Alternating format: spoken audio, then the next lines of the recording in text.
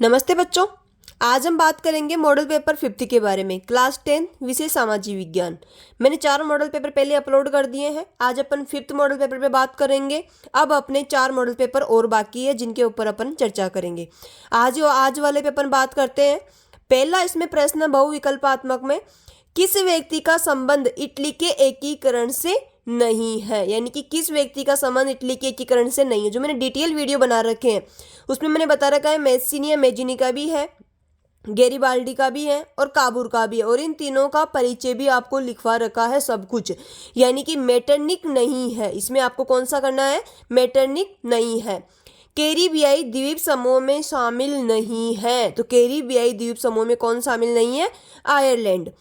भारत का प्रथम लौह व इस्पात संयंत्र कहाँ स्थापित किया गया था, यानी कि भारत का प्रथम लौह व इस्पात संयंत्र कहाँ स्थापित किया गया है, तो वो किया गया है जमशेदपुर में। कहाँ स्थापित किया गया है, जमशेदपुर। कहाँ स्थापित किया गया है भारत का प्रथम लौह व इस्पात संयंत्र, जमशेदपुर में। और किस नाम से है, JN टाटा। JN टाटा। पहला लौह व इस्पात संयंत्र कहाँ स्थापित किया गया है, जमशेदपुर में। तुलसीदास द्वारा कृत रामचरितमानस का पहला मुद्रित संस्करण कहाँ से प्रकाशित हुआ है, तो ये कहाँ से प्रकाशित हुआ था, कलकत्ता से। कहाँ से प्रकाशित हुआ, कलकत्ता या कोलकाता से। प्रथम विश्व युद्ध, जो कि कब, आज मैंने टेस्ट में प्रश्न भी दिया था कि प्रथम विश्व युद्ध की शुरुआत कब होती है, 1914 में। मित्र राष्ट्रों के खेमे में कौन सा राष्ट्र शामिल नहीं था, यानी कि फर्स्ट वर्ल्ड वार जब चल रहा था तो 2 तरीके के ग्रुप बने हुए थे, एक तो मित्र राष्ट्र थे, एक दूरी राष्ट्र थे। तो मित्र राष्ट्र के खेमे यानी ग्रुप में कौन सा राष्ट्र शामिल नहीं था, तो ये आपको पता होना चाहिए कि जर्मनी नहीं था, क्योंकि ये दूरी राष्ट्र में शामिल था। इनमें से कौन सी टिप्पणी प्राकृतिक वनस्पति जात और प्राणी जात के ह्रास का सही कारण नहीं है, यानी कि कृषि प्रसार से प्राकृतिक वनस्पति जात और प्राणी जात का वो होगा ही होगा। दूसरा है पशुचारण और लकड़ी ईंधन प्राप्त करना, इससे भी होगा। वृद्ध स्तरीय विकास योजना, इससे नहीं होगा, यानी कि जो विकास योजनाएं चल रही है उससे इसका ह्रास। तीव्र औद्योगिकरण और शहरीकरण, इससे भी होगा। आगे है भारत में पहला सीमेंट उद्योग कारखाना लगाया गया था। वेरी वेरी इंपॉर्टेंट है, भारत में प्रथम सीमेंट उद्योग कारखाना कहाँ लगाया गया था, चेन्नई के अंदर। कहाँ लगाया गया था, चेन्नई। भारत में पहला सीमेंट उद्योग कारखाना कहाँ लगाया गया, चेन्नई में। आगे वाला प्रश्न है small is beautiful. Small is beautiful पुस्तक के रचयिता कौन थे। इसमें मैंने बहुत सारी आपको हर मॉडल पेपर में एक एक पुस्तक का नाम लिखवा रही हूँ, ये जरूर आप याद रखना। इनमें से एक पुस्तक का नाम आपको एग्जाम में पूछा जाएगा। तो स्मॉल इज ब्यूटीफुल, इसके जो लेखक थे या रचयिता थे वो कौन थे, शूमेशर। शूमेशर शूमेशर शूमेशर। भारत की समुद्री तट रेखा की लंबाई कितनी है, तो यह है 7516। कितनी है, 7516 किलोमीटर, 0.6 किलोमीटर। भारत की समुद्री तट रेखा की लंबाई, जैसे ये वाली नीचे वाली है ना, तो ये नीचे वाली जो तट रेखा है इसकी लंबाई है 7516 किलोमीटर। आगे वाला प्रश्न अपना, भारतीय संविधान की 8वीं अनुसूची में कितनी भाषाओं को रखा गया है, तो 8वीं अनुसूची में कितनी भाषाओं को रखा गया है, 22 भाषाओं को। श्रीलंका में किस सामाजिक समूह की आबादी अधिक है। इसमें आपको अपने पता है कि 2 प्रकार के सामाजिक समूह होते, एक तो सिंगली और एक तमिल। तो किसकी अधिक थी, सिंगली। सिंगली जो जातीय समुदाय है इसकी आबादी अधिक है। जब हम लैंगिक विभाजन की बात करते हैं तो हमारा अभिप्राय क्या होता है, यानी कि जब लैंगिक विभाजन का, इसमें मैंने पहले भी दिया रखा है आपको, ये वाला जो क्वेश्चन है पहले भी बता रखा है। समाज द्वारा स्त्री और पुरुषों को दी गई असमान भूमिका, या जो काम बांटा गया है, स्त्री और पुरुषों दोनों में काम बांटा गया है, यही कहलाता है लैंगिक विभाजन। यानी कि आप इसमें लिख सकते हो समाज द्वारा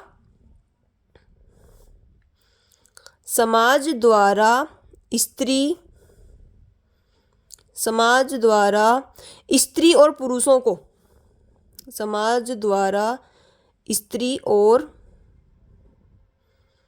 पुरुषों को दी गई असमान भूमिकाएं, दी गई असमान भूमिकाएं, असमान भूमिकाएं, यानी कि स्त्री, सीधी सी भाषा में इतना याद रखना है कि स्त्री पुरुषों को जो जिम्मेदारी दी जाती है, जो काम बांटा जाता है, वही लैंगिक विभाजन है। निम्न में से जो बिहार राज्य की क्षेत्रीय पार्टी नहीं है, तो ये है आम आदमी पार्टी। वहां पर 3 पार्टियां हैं, जनता दल, राष्ट्रीय जनता दल और लोक जनशक्ति पार्टी। आपके ये भी क्वेश्चन आ सकता है कि बिहार राज्य की क्षेत्रीय 2 पार्टियों के नाम लिखिए, तो जनता दल, राष्ट्रीय जनता दल दोनों लिख सकते हो। आम आदमी पार्टी इसकी क्षेत्रीय पार्टी नहीं थी। आगे बात करते हैं, बहुमत के शासन का अर्थ है, यानी कि बहुमत के शासन का अर्थ क्या होता है। यानी कि जैसे लोकतांत्रिक है, तो लोकतंत्र में क्या होता है, बहुमत के आधार पर ही राजा चुना जाता है या नेता चुना जाता है। तो बहुमत से तात्पर्य क्या है, ये समझना है आपको। इसमें आपका बड़ा प्रश्न भी आ सकता है कि बहुमत से आशय बताइए, बहुमत से तात्पर्य क्या है। जब हर फैसले या चुनाव में अलग अलग लोग और समूह बहुमत का निर्माण कर सकते हो, तो उसे कहते हैं बहुमत का शासन। यानी कि जब, ये बहुत इंपॉर्टेंट है, आपको पता होना चाहिए, जब हर फैसले या चुनाव में, जैसे आप कोई फैसला ले रहे हैं, आपसे जब कोई चीज़ पूछी जाती है कि कितनी लड़कियां चाहती है आज टेस्ट लें, तो उसमें अगर 20 लड़कियां बोल देती है कि हाँ टेस्ट लो, तो टेस्ट लिया जाता है। अगर 5 लड़कियां मना कर देती है, जैसे 20 लड़कियों ने हाँ कर लिया और 5 लड़कियों ने मना कर दिया, तो बहुमत की बात मानी जाती है। तो 20 लड़कियां हैं ना, वो बहुमत है। तो जब हर कोई फैसला लेते हैं, जैसे टेस्ट लेने का अपन ने फैसला लिया, तो वो फैसला तो बहुमत के आधार पर जो जितनी संख्या होगी उसकी बात मानी जाएगी। अगर टेस्ट नहीं देने वालों की संख्या ज़्यादा होती, जैसे 20 लड़कियां कह दें कि हाँ टेस्ट मत लो और 5 ही लड़कियां बोले कि टेस्ट ले लो, तो टेस्ट नहीं लिया जाता है, क्योंकि बहुमत की बात मानी जाती है। तो जब हर फैसले या चुनाव में, जब हर फैसले या चुनाव में, जब हर फैसले या चुनाव में अलग अलग लोग, चुनाव में अलग अलग लोग और समूह, अलग अलग लोग और समूह बहुमत का निर्माण कर सकते हैं, और लोग और समूह बहुमत का निर्माण करते हैं, उसे ही बहुमत का शासन कहते हैं। बहुमत का निर्माण करते हैं, बहुमत का निर्माण करते हैं, उसे ही क्या कहते हैं, बहुमत का शासन। प्रति व्यक्ति आय क्या है, जब आप प्रति व्यक्ति आय निकालते हैं तो कैसे निकालते हैं, उसका एक फॉर्मूला होता है। सबसे पहले तो देश की कुल आय बटा कुल जनसंख्या, उसका फॉर्मूला क्या होता है, पहले आपको लिखना है देश की कुल आय बटा कुल जनसंख्या, देश की कुल जनसंख्या। अब मैं आपको इसमें एग्जाम्पल के रूप में बताऊंगी। जैसे 10 लड़कियां कोई कार्य कर रही है, ठीक है, 10 लड़कियां हैं, कोई कार्य कर रही है और इनकम जो आ रही है वो कमा रही है 100 रुपये। 10 लड़कियों ने मिलकर के कोई काम किया और काम करने के बाद में जो उनकी सैलरी आती है, जो इनकम आती है, वो आती है 100 रुपये। अब ये 100 रुपये को कैसे बांटेंगे, प्रति व्यक्ति में, यानी कि प्रत्येक लड़की के पास में, तो 100 बटा 10, यानी कि कुल आय और कुल जनसंख्या कितनी है, तो इसको अपन एक जीरो से एक जीरो, और प्रत्येक लड़की के पास में 10 रुपये आएंगे, तो यह है प्रति व्यक्ति आय, यानी कि देश की कुल जनसंख्या, देश की कुल आय बटा कुल जनसंख्या। निम्न में से सही कथन कौन सा है, 4 कथन दिए गए हैं, चारों कथन नीचे दिए गए मैंने यहाँ पर। पहला, औपचारिक क्षेत्र के ऋणदाता प्राय अधिक ब्याज वसूल करते हैं। दूसरा, अनौपचारिक क्षेत्र के ऋणदाता प्राय अधिक ब्याज वसूल करते हैं, ये बिल्कुल सही है। जो अनौपचारिक क्षेत्र के ऋणदाता हैं वो ज़्यादा ब्याज वसूलते हैं अपने से। निम्न में से वैश्वीकरण का कारण नहीं है, ये वाला भी बहुत इंपॉर्टेंट प्रश्न है। तो इसमें प्रौद्योगिकी में तीव्र उन्नति, ये भी है। व्यापार और निवेश नीतियों का उदारीकरण, ये भी है। WTO जैसे अंतर्राष्ट्रीय संगठन, ये भी है। तो ये नहीं है। आयात पर कर और कोटा का उपयोग। आगे है एक मार्क चिन्ह, जो एक मार्क प्रामाणिक चिन्ह है, ये किससे संबंधित है, तो ये खाद्य पदार्थ से संबंधित है। अपन ने पहले हॉलमार्क की बात कर ली थी। हॉलमार्क किससे संबंधित था, सोना चांदी से संबंधित था। तो अगर क्वेश्चन आता है हॉलमार्क किससे संबंधित है, चांदी सोने के शुद्धता से संबंधित है। और एगमार्क किससे संबंधित है? खाद्य पदार्थ से संबंधित है। चलिए आगे बात करते हैं। वियना सम्मेलन जो कि कब होता है? 1815 में। इसकी अध्यक्षता कौन करता है? मेटरनिक। कौन करता है? मेटरनिक। अब इसमें 3 प्रश्न हो रहे हैं। वियना सम्मेलन की अध्यक्षता किसने करी? मेटरनिक ने। मेटरनिक ने किसकी अध्यक्षता करी? वियना सम्मेलन की। वियना सम्मेलन कब होता है? 1815 में। तो 3 प्रश्न, छोटे छोटे प्रश्न बन रहे हैं। रबी की फसलों को कब बोया जाता है? शीत ऋतु के मध्य। शीत ऋतु में कब बोया जाता है? शीत ऋतु में अक्टूबर से दिसंबर के मध्य बोया जाता है। कांडला पतन कौन सा पतन है? ज्वारीय। कौन सा पतन है? ज्वारीय। और कांडला पतन कहाँ है? गुजरात में। सैद्धांतिक रूप में तो लोकतंत्र को अच्छा माना जाता है, पर व्यवहार में इसे इतना अच्छा नहीं माना जाता है। प्राथमिक, द्वितीयक और तृतीयक क्षेत्रकों की गतिविधियां एक दूसरे पर निर्भर है या परस्पर निर्भर है। जैसे गेहूं आएगा तभी रोटी बनेगी, और रोटी बनेगी तभी होटल चलेगी। तो एक दूसरे के ऊपर निर्भर है, परस्पर निर्भर। कोई भी निवेश की अपन ने पहले बात कर ली है। आप जब कोई प्लॉट वगैरह कुछ लेते हैं, उसमें जो पैसा खर्च कर रहे हैं उसे क्या कहते हैं? निवेश। जापान की सबसे पुरानी पुस्तक कौन सी है? ये कई बार पहले भी मैंने छोटे क्वेश्चन में लिख रखा है, डायमंड सूत्र। डायमंड सूत्र। जापान की सबसे पुरानी पुस्तक कौन सी है? डायमंड सूत्र। और कब प्रकाशित हुई थी? 868 ईस्वी में। आगे वाला प्रश्न अपना, पेरियार के नाम से कौन जाने जाते हैं? पेरियार के नाम से मद्रास के प्रसिद्ध, पेरियार के नाम से कौन जाने जाते हैं? मद्रास के प्रसिद्ध लेखक। प्रसिद्ध लेखक थे कौन? ईवी रामास्वामी नायकर। प्रसिद्ध लेखक ईवी रामास्वामी नायकर। रामास्वामी नायकर मद्रास के प्रसिद्ध लेखक हैं रामास्वामी नायकर।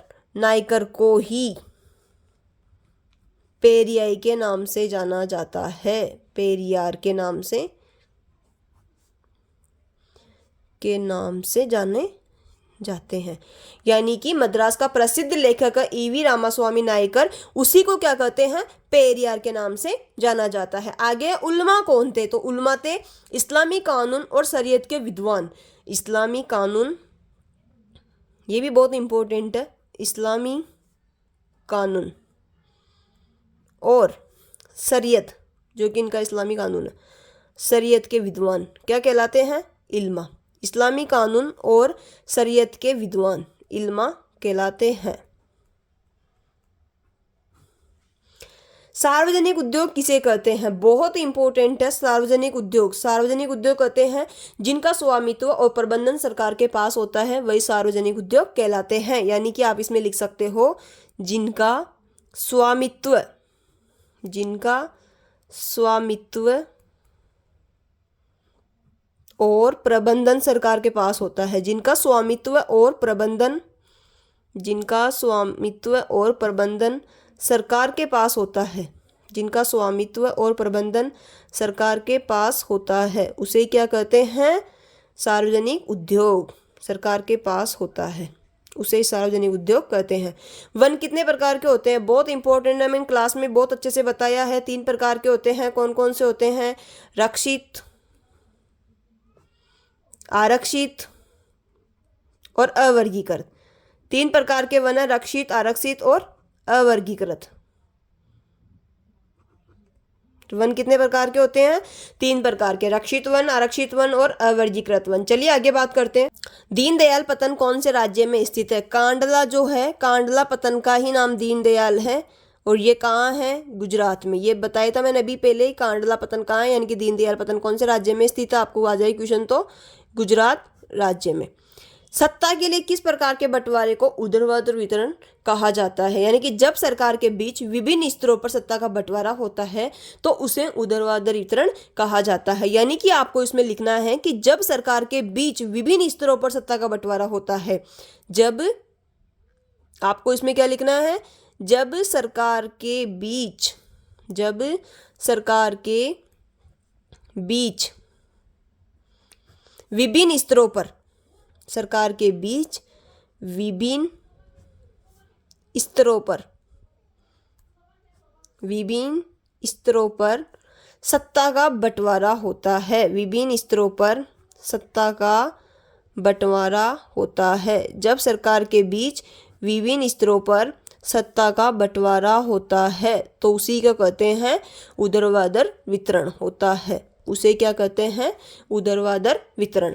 लैंगिक असमानता का आधार क्या है? लैंगिक असमानता का आधार क्या है? आपको सीधे से लिखना है, जो प्रचलित रूढ़ छवियां यानी कि रूढ़िवादिता जो स्टार्टिंग से ही है और जो तयशुदा सामाजिक भूमिका यानी कि जो समाज ने तय कर दी है जो भूमिकाएं, वही इसका मुख्य आधार है। यानी कि आप इसमें लिख सकते हो कि प्रचलित रूढ़िवादियां, पहला तो आप इसमें लिख सकते हो प्रचलित रूढ़िवादियां या रूढ़ी छवियां, प्रचलित रूढ़िवादी, प्रचलित रूढ़िवादिता।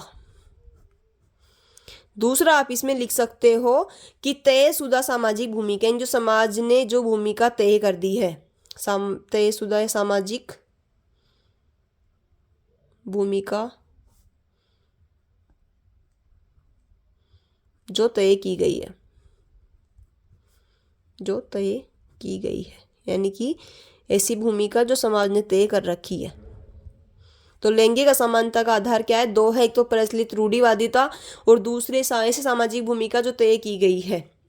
कोई दो देशों के नाम बताए जहाँ पर लोकतांत्रिक व्यवस्था है। सबसे पहले तो अपना भारत आ जाएगा, यहाँ पर लोकतांत्रिक व्यवस्था है और जिसने लागू करने में यहाँ पर जो हेल्प होती इंग्लैंड, जिसकी वजह से यहाँ पर लोकतांत्रिक देश आया तो वो है इंग्लैंड। तो भारत और इंग्लैंड यानी कि दो देश ऐसे हैं जहाँ पर लोकतांत्रिक व्यवस्था है, भारत और इंग्लैंड। आगे 10वां प्रश्न अपना, समर्थक ऋण आधार से आप क्या समझते हैं? समर्थक ऋण आधार से आप क्या समझते हैं? यानी कि ऐसी संपत्ति जिसका मालिक कर्जदार है। ऋण समर्थक ऋण आधार का मतलब क्या होता है? ऐसी संपत्ति जिसका मालिक कर्जदार है और इसका इस्तेमाल वह उधारदाता को गारंटी देने के रूप में करता है कि आप इसको इस्तेमाल कर सकते हैं। यानी कि आप इसमें लिख सकते हैं ऐसी संपत्ति, ऐसी संपत्ति, ऐसी संपत्ति जिसका मालिक, ऐसी संपत्ति जिसका मालिक कर्जदार है, ऐसी संपत्ति जिसका मालिक कर्जदार है और इसका इस्तेमाल, और इसका इस्तेमाल, और इसका इस्तेमाल वह उधारदाता को, इस्तेमाल वह उधारदाता को गारंटी देने के रूप में करता है, गारंटी देने के रूप में करता है, उसे कहते हैं समर्थित ऋण आधार। यानी कि ऐसी संपत्ति जिसका मालिक कर्जदार है और उसका इस्तेमाल वह उधारदाता को गारंटी देने के रूप में करता है, उसको कहते हैं समर्थक ऋण आधार। कोटा से आपका अभिप्राय क्या है? कोटा से मतलब यह है कि जो सरकार आयात होने वाली वस्तुओं की संख्या सीमित कर सकती है, इसे ही कोटा कहा जाता है। यानी कि सरकार आयात होने वाली वस्तुओं की संख्या, सरकार आयात होने वाली वस्तुओं की संख्या, सरकार आयात होने वाली वस्तुओं की संख्या, सरकार आयात होने वाली वस्तुओं की संख्या, सरकार आयात होने वाली वस्तुओं की संख्या सीमित कर सकती है, सीमित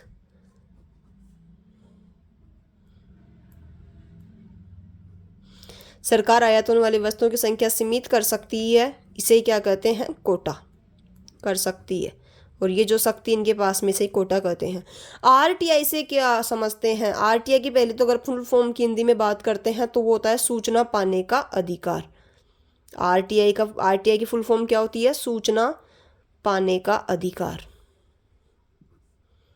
यानी कि जो उपभोक्ता है वह चीज़, कोई भी चीज़ खरीदने से पहले उसके बारे में, उसकी किस्म का पता लगा सकते हैं, उसकी मात्रा के बारे में पूछ सकते हैं और उसकी कीमत के बारे में पूछ सकते हैं। यानी कि आपको इसमें शॉर्ट में लिखना है तो आप ये लिख सकते हो कि उपभोक्ता के पास किसी भी वस्तु की कीमत, किस्म और मात्रा संबंधी जानकारी प्राप्त करने का अधिकार होता है। यानी कि आप इसको लिख सकते हैं उपभोक्ता के पास, उपभोक्ता के पास, उपभोक्ता के पास किसी भी वस्तु की, उपभोक्ता के पास किसी भी वस्तु की, उपभोक्ता के पास किसी भी वस्तु की किस्म, किसी भी वस्तु की किस्म, मात्रा, किस्म, मात्रा और कीमत संबंधी, और कीमत संबंधी जानकारी प्राप्त करने का अधिकार होता है। कीमत संबंधी जानकारी प्राप्त करने का अधिकार होता है। कीमत संबंधी जानकारी प्राप्त करने का अधिकार होता है। यानी कि किसी भी उपभोक्ता के पास में किसी भी वस्तु की किस्म, मात्रा, कीमत संबंधी जानकारी प्राप्त करने का अधिकार होता है। यह होता है आरटीआई, करने का अधिकार होता है, अधिकार होता है। यानी कि किसी भी उपभोक्ता के पास किसी भी वस्तु की किस्म, मात्रा और कीमत संबंधी जानकारी प्राप्त करने का अधिकार होता है। यानी कि अपन कोई चीज़ लेने जाते हैं तो उसके बारे में अपन पूछ सकते हैं कि इसकी किस्म कौन सी है, इसमें कितनी क्वांटिटी में है और इसकी कीमत क्या है। तो ये अपना अधिकार है। फ्रांस के क्रांतिकारियों ने फ्रांसीसी लोगों में सामूहिक पहचान की भावना उत्पन्न करने के लिए 4 चीज़ों का चुनाव किया। तो वो 4 चीज़ें कौन कौन सी थी? यानी कि वहाँ की जो क्रांति हो रही थी उसमें उनमें सामूहिक पहचान की भावना उत्पन्न कराने के लिए 4 चीज़ों का चुनाव किया था। और 4 चीज़ें कौन कौन सी थी? सबसे पहले तो पितृभूमि। उनको बताया गया था कि तुम्हारी पितृभूमि के लिए तुम लड़ाई करो, पितृभूमि। दूसरी चीज़ थी इसके अंदर नागरिक, नागरिक की पहचान करवाई गई। तीसरी चीज थी इसके अंदर फ्रेंच भाषा, फ्रेंच भाषा। और चौथी चीज थी इसके अंदर नया फ्रांसीसी झंडा, तिरंगा, नया फ्रांसीसी झंडा। वहां का भी कौन सा था? तिरंगा। तिरंगा के कलर अलग थे बस। असेंबली लाइन क्या थी? Very very important. Assembly line देखना, एक बार आप समझना। असेंबली लाइन एक उत्पादन प्रणाली होती थी जिसमें किसी वस्तु को बनाने की प्रक्रिया को कई छोटे छोटे चरणों में बांट दिया जाए। जैसे आपने कुछ भी चीज़ बनाई, जैसे आपने एक स्वेटर बना लिया, ठीक है। सबसे पहले तो कपास आया, कपास के बाद में उसको बुना, स्वेटर बना। स्वेटर बनने के बाद दुकान पे गया होलसेल में, फिर यहाँ इसने बेचा और बेचने के बाद में फिर उसने पहना। तो छोटी छोटी चीज़ें हो रही है। या फिर जैसे हो गया रोटी बनाई, आटा, पहले तो गेहूँ, किसान के पास में क्या था? गेहूँ। गेहूँ से फिर चक्की पे गया, आटा पीसा, आटा से फिर रोटी बनाई, रोटी से फिर होटल पे गया, फिर बिकी। तो ये जो अलग अलग है, यानी कि वह उत्पादन प्रणाली, समझ सकते हो आप। असेंबली लाइन से तात्पर्य है वह उत्पादन प्रणाली, वह उत्पादन प्रणाली। असेंबली लाइन से समझ सकते हैं आप, वह उत्पादन प्रणाली जिसमें, वह उत्पादन प्रणाली है जिसमें किसी वस्तु को, जिसमें किसी वस्तु को बनाने की प्रक्रिया को, किसी वस्तु को बनाने की प्रक्रिया को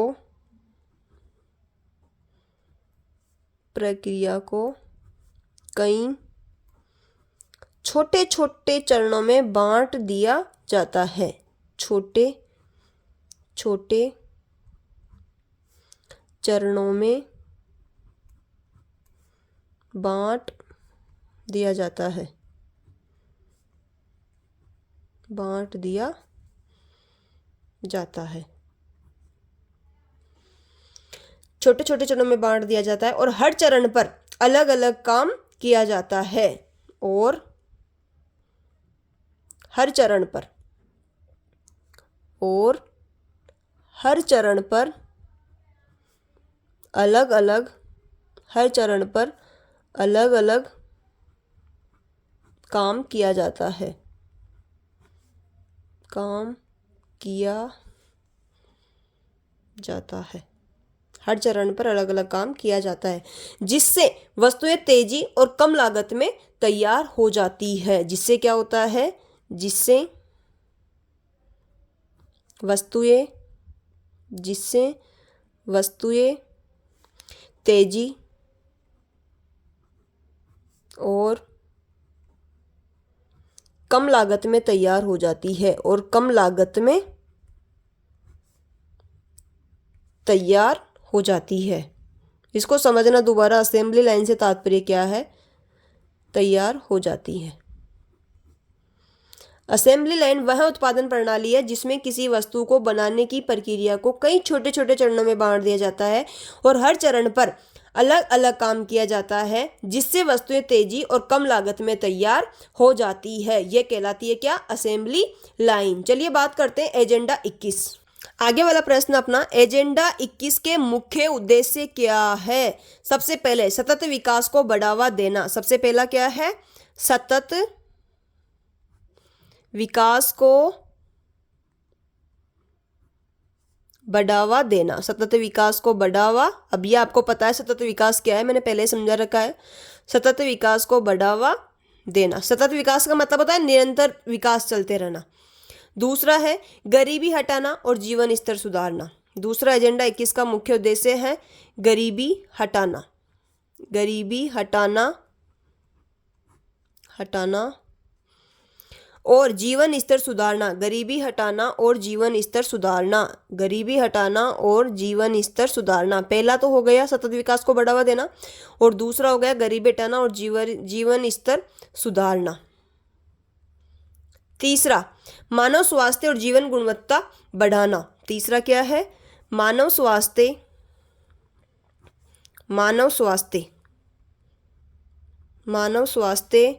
और जीवन गुणवत्ता बढ़ाना। मानव स्वास्थ्य और जीवन गुणवत्ता बढ़ाना। मानव स्वास्थ्य और जीवन गुणवत्ता बढ़ाना। चौथा है विकास और पर्यावरण के बीच संतुलन स्थापित करना। चारों बहुत इंपॉर्टेंट है, बड़ा प्रश्न भी आपके आ सकता है, तो ये आपको जरूर याद रखना है। ये वेरी वेरी मोस्ट बोर्ड की दृष्टि से। एजेंडा 21 के मुख्य उद्देश्य क्या है? सतत विकास को बढ़ावा देना, गरीबी हटाना और जीवन स्तर सुधारना, मानव स्वास्थ्य और जीवन गुणवत्ता बढ़ाना, और चौथा इसमें विकास और पर्यावरण के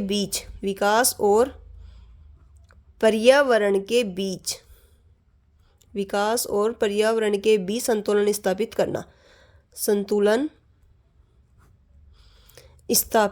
विकास और पर्यावरण के बीच में संतुलन स्थापित करना। ये एजेंडा 21 के मुख्य उद्देश्य हो गए हैं। आगे बात करते हैं आगे वाले क्वेश्चन पर। यह प्रश्न बहुत इजी है, एक ही बार समझाऊंगी आपको अच्छे समझ में आ जाएगा। गेहूं की फसल को उगाने के लिए, मेरे साथ साथ बोलना आराम से, गेहूं की फसल को, क्योंकि आप सब किसानों से जुड़े हुए हैं तो आपको अच्छे से पता है कि गेहूं की फसल को उगाने के लिए क्या भौगोलिक परिस्थितियां होती है। तो गेहूं की फसल को उगाने के लिए शीत ऋतु होनी चाहिए। एक तो उगाने के लिए शीत ऋतु और पकने के समय खिली धूप की आवश्यकता है। और पकने के समय खिली धूप की आवश्यकता है। पकने के समय खिली धूप की आवश्यकता है। खिली धूप की आवश्यकता है। इसके लिए समान रूप से 50 से 75 सेंटीमीटर वार्षिक वर्षा की आवश्यकता होती है। यानी कि आपको याद रखना है कि अगर वर्षा की बात करते हैं तो वर्षा कितनी होनी चाहिए? 50 से 75 सेंटीमीटर वार्षिक वर्षा, इसकी आवश्यकता होती है। ये मैं शॉर्ट में लिख रही हूँ, आपको फुल डिटेल में लिखनी है। यानी कि इसके लिए समान रूप से 50 से 75 सेंटीमीटर वार्षिक वर्षा की आवश्यकता होती है। अब यह उत्तर पश्चिम में गंगा सतलुज का मैदान, अभी कौन कौन सी चीजें इसमें मतलब उपयुक्त है जमीन यहाँ इसके लिए? तो उत्तर पश्चिम में गंगा सतलुज, सतलज नदी जो है, सतलुज, गंगा सतलुज का मैदान, गंगा सतलुज का मैदान। तथा दक्कन की काली मृदा, दक्कन की काली मृदा उपयुक्त है, काली मृदा उपयुक्त है। ये आपको ये अच्छे से एक ही बार में याद हो गया, इसको दोबारा नहीं बोलूंगी क्योंकि आपको अच्छे से पता है। चलिए आगे बात करते हैं। 2 कारण बताएं कि क्यों सिर्फ जाति के आधार पर भारत में चुनावी नतीजे तय नहीं हो सकते हैं। तो आप एक बार समझना, किसी भी संसदीय क्षेत्र में जहां पर इलेक्शन होते हैं वहां पर एक ही जाति के लोगों का बहुमत नहीं, यानी कि अलग अलग प्रकार की जातियां पाई जाती है। दूसरी बात यह है कि कभी कभी एक ही जाति के 2 इंसान खड़े हो जाते हैं तो भी जीत नहीं पाते हैं। तो इसका पहला रीजन तो हो गया, एक संसदीय चुनाव क्षेत्र में, एक संसदीय चुनाव क्षेत्र में, एक संसदीय चुनाव क्षेत्र में किसी एक जाति के लोगों का बहुमत नहीं है, यानी कि वहां पर अनेक प्रकार की जातियां पाई जाती है। एक जाति के लोगों का बहुमत नहीं है, अनेक प्रकार की जातियां पाई जाती है। दूसरी बात है, कभी कभी एक ही जाति के अनेक उम्मीदवार, कभी कभी एक ही जाति के अनेक उम्मीदवार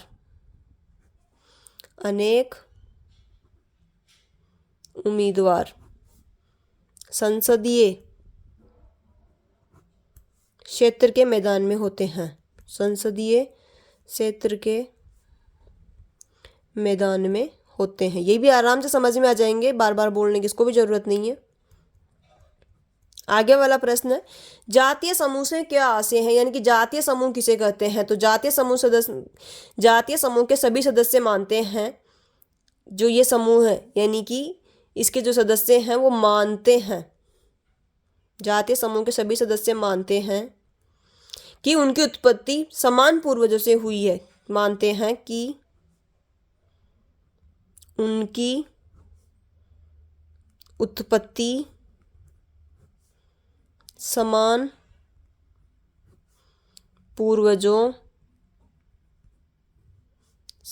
पूर्वजों से हुई है। इसी कारण उनकी शारीरिक बनावट और संस्कृति एक जैसी है। इसी कारण उनकी शारीरिक बनावट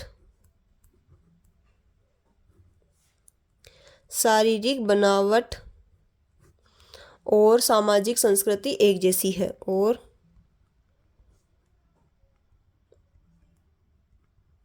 सामाजिक संस्कृति एक जैसी है। यह कहलाता है जातीय समूह। यानी कि आपको सीधी सी भाषा में ये याद रखना है कि किसी भी जातीय समूह के सभी सदस्य मानते हैं कि उनकी उत्पत्ति एक समान पूर्वजों से हुई है। इसी कारण उनकी शारीरिक बनावट और संस्कृति एक जैसी है। अर्थात किसी जाति की शारीरिक बनावट और सांस्कृतिक आदर समान होते हैं तो वह जातीय समूह कहलाता है। चलिए आगे बात करते हैं। नवीकरण और गैर नवीकरणीय साधनों में, या इसको अनवीकरण भी बोलते हैं। तो नवीकरण और अनवीकरण साधनों में क्या अंतर है, ये आप लोग कमेंट में लिखेंगे, कमेंट में, क्योंकि ये प्रश्न पहले भी आ गया है, मैंने इसको बहुत अच्छे से समझा दिया है। चलिए आगे बात करते हैं। प्रच्छन्न बेरोजगारी से क्या तात्पर्य, ये बहुत इंपॉर्टेंट है, वेरी वेरी मोस्ट। जब काम करने वालों की संख्या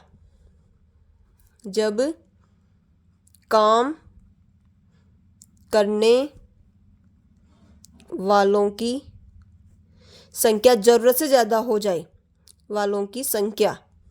जब काम करने वालों की संख्या जरूरत से ज़्यादा हो जाए, जब काम करने वालों की संख्या जरूरत से ज़्यादा हो जाए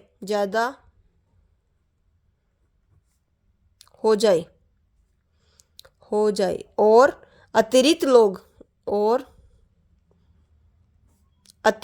लोग और अतिरिक्त लोग काम में कोई खास योगदान न दे। अतिरिक्त लोग काम में कोई खास योगदान न दे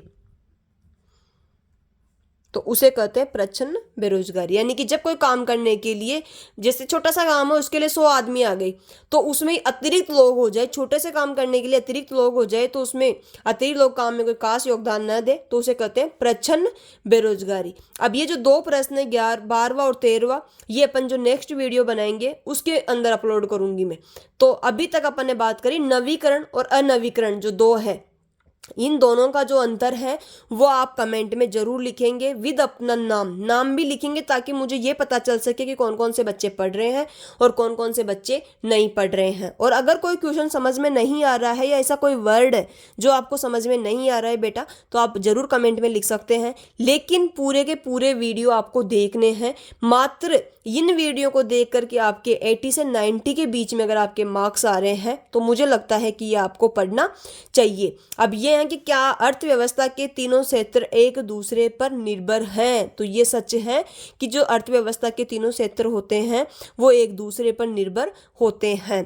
क्योंकि देखना, किसी अर्थव्यवस्था के तीनों क्षेत्र एक दूसरे पर निर्भर होते हैं। प्रत्येक क्षेत्र का विकास अन्य क्षेत्र पर निर्भर है, क्योंकि प्रत्येक क्षेत्र अन्य क्षेत्र को वस्तुएं अथवा सेवाएं बेचता है तथा अपने स्वयं की जरूरत की वस्तुएं अथवा सेवाएं अन्य क्षेत्र से खरीदता है। तो मैं इसका और इसका आंसर जो नेक्स्ट वीडियो आपके लिए जो अपलोड करूंगी उसके अंदर डालूंगी। और अभी तक आपके जो 5 मॉडल पेपर है उसको आपको कंप्लीट याद कर लेना है और इसका आंसर कमेंट में जरूर लिखना, तभी मैं आगे वाला वीडियो अपलोड करूंगी। मुझे लगेगा कि हाँ मेरे बच्चे पढ़ाई कर रहे हैं और वो कमेंट भी कर रहे हैं और उनको सब कुछ समझ में भी आ रहा है। मैं इतनी मेहनत कर रही हूँ तो इतना आपका भी फर्ज बनता है कि आप ये सब कुछ करें और इसको कमेंट में जरूर लिखें और अपना नाम भी साथ में लिखें। Thank you.